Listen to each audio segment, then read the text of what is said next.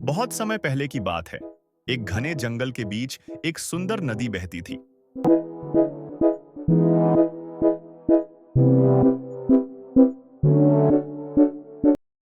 उस नदी के किनारे एक बड़ा जामुन का पेड़ था। उस पेड़ पर एक चतुर और नटखट बंदर रहता था। वह हर दिन मीठे मीठे जामुन खाता और आनंद से जीवन बिताता था। उसी नदी में एक मगरमच्छ भी रहता था। एक दिन मगरमच्छ नदी के किनारे आया और पेड़ के नीचे बैठ गया। बंदर ने उसे देखा और पूछा। मगरमच्छ भाई, क्या तुम भूखे हो?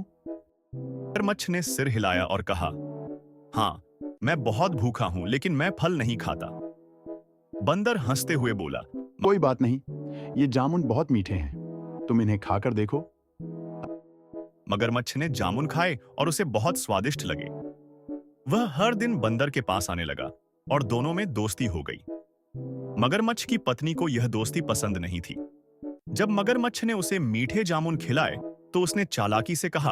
अगर ये जामुन इतने मीठे हैं तो सोचो, जो बंदर रोज इन्हें खाता है उसका दिल कितना मीठा होगा। पत्नी ने मगरमच्छ को बंदर को धोखा देने के लिए उकसाया।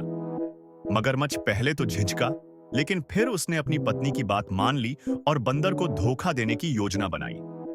अगले दिन मगरमच्छ बंदर के पास गया और कहा, मित्र, मेरी पत्नी तुम्हें हमारे घर बुलाना चाहती है। वह तुमसे मिलना चाहती है। बंदर थोड़ा संकोच में था, लेकिन मगरमच्छ की बातों में आ गया।